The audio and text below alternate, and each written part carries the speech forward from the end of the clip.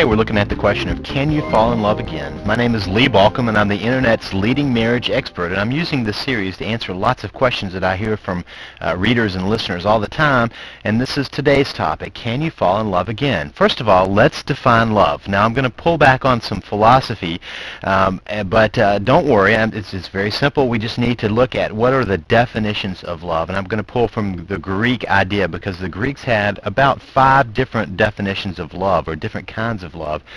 Today I'm going to pull out just 3 of those. The first one is philia love, which is love between friends, family, etc. It's about loyalty. It's that strong sense of connection we have with somebody that's in our family or someone that's a beloved person, of how we want to be loyal to them and take care of them. That's philia love. It's also been known as brotherly love and sibling kind of love, but it goes beyond that. It's more about loyalty and family loyalty. Now, eros is erotic love. It's passion. It's that connection where we feel like we are in love with someone, or has some level of passion for that person. And then there's agape love, which is unconditional love. It's acceptance of that person no matter who they are and what they do. Now, marriage contains elements of these 3 pieces of love, these 3 types of love, and that's why I've pulled them out more so than the other 2 types of love. Now, so when we say love is missing, generally speaking, we're talking about the feeling of passion, of eros, that we just feel kind of flat with the other person. And I say that because most people still report that they care for the other person. I hear that over and over. The person says, well, I'm not in love with you, but I do care for you. I do care about you. That's philia love. And so that is often present. Now, understand that agape, because lots of people wonder about that unconditional love.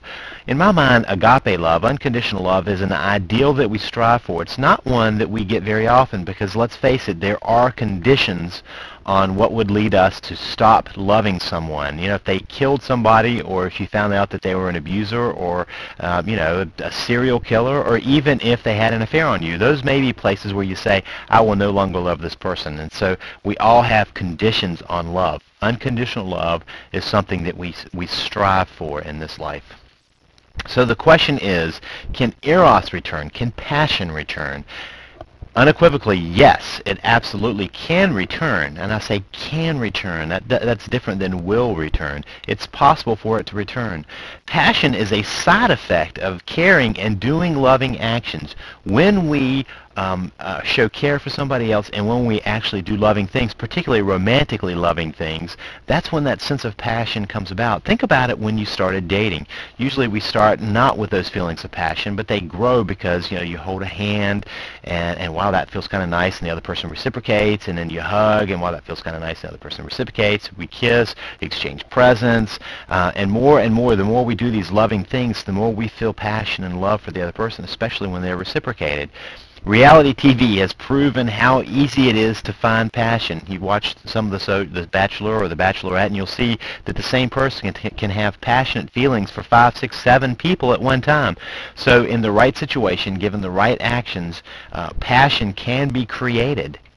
And now, I have to say, there is a huge caveat on this. There's a huge disclaimer here, because in order for this to happen, both people need to be willing to let it happen.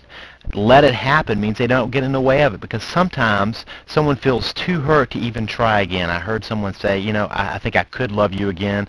In other words, I could feel passion for you again, but my heart, I want to guard it. I don't want to be hurt again. And so she wasn't even willing to let those feelings come through. So the other person has to be willing to let that happen.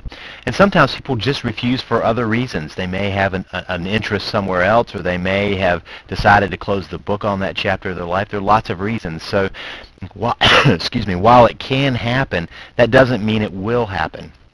Now, if you want to know more about how to save your marriage, particularly how these feelings fit into that, and some of why I think they go away, I want you to go now to www.savethemarriage.com. When you're there, you're going to see that you can get a free e-course. I hope you'll sign up for it. It comes by email. You can look at it yourself. There's no obligation to it. But you can also find lots of other information. I have ebooks, and I have several recordings and special reports that you can gain access to if you just go to www.savethemarriage.com.